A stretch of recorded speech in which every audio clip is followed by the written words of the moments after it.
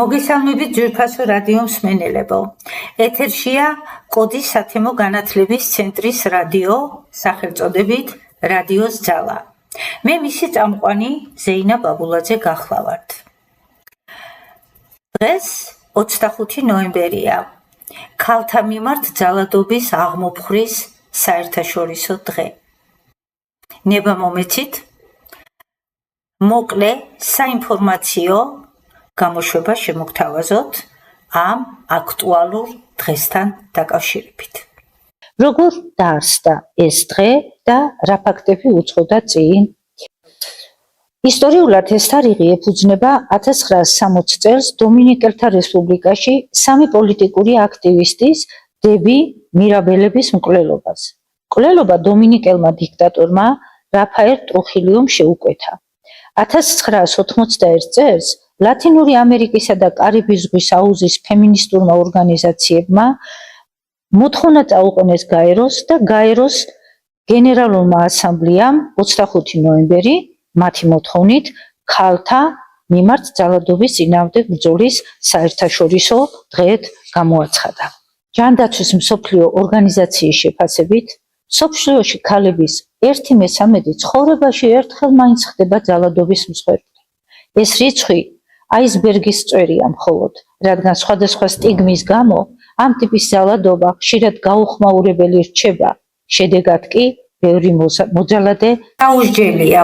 ზოგადად ქალთა მიმართ ძალადობა ვლინდება ფიზიკური, სექსუალური და ფსიქოლოგიური ფორმებით.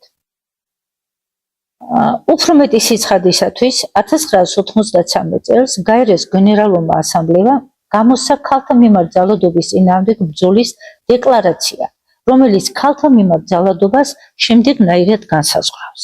გენდერული ნიშნით ძალადობის ნებისმიერი აქტი, რომელიც იწვევს ან სავარაუდოდ გამოიწვევს ქალების სექსუალურ ან ფსიქოლოგიურ ზიანს ან ტანჯვას. ქალებისა და გოგონების მიმართ ძალადობის ფსიქოლოგიური, სექსუალური და რეპროდუქციული ჯანმრთელობის გვერდით შედეგები ქალებზე გავლენას ახდენს მთელი სიცოცხლის განმავლობაში. მართალია გენდერული ნიშნით ძალადობა შეიძლება მსოფლიოს ნებისმიერ ადგილას, ნებისმიერ შემთხვევას, მაგრამ ზოგიერთი ქალი და გოგონა განსაკუთრებით მოწყვლადია.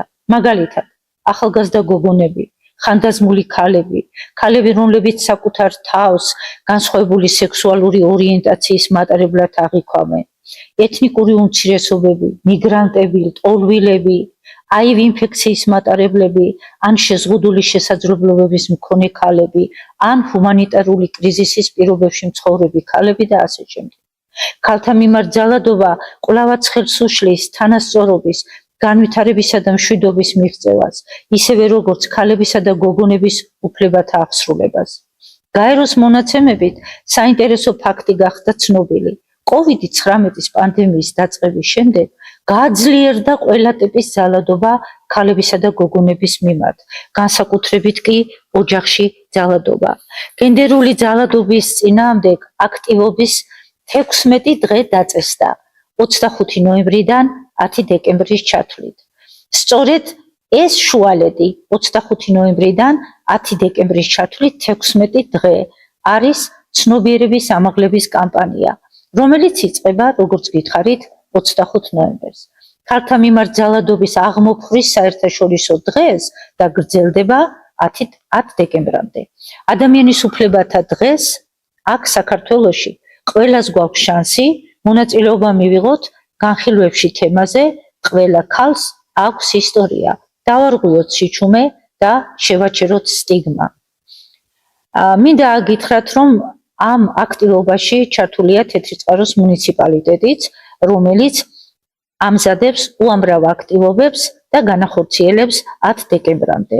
და მე რადიოს მსმენელებს ვპირდები, რომ თეთრიწყაროს მუნიციპალიტეტში განხორციელებულ აქტივობებსაც აუცილებლად გავაცნობ. მოდით აქტივობის 16 დღე გამოვიყენოთ იმისთვის, რომ დაუპირისპირდეთ იმ დამოკიდებულებებს, რომლებიც ქალს სხვერპს ადანაშაულებენ.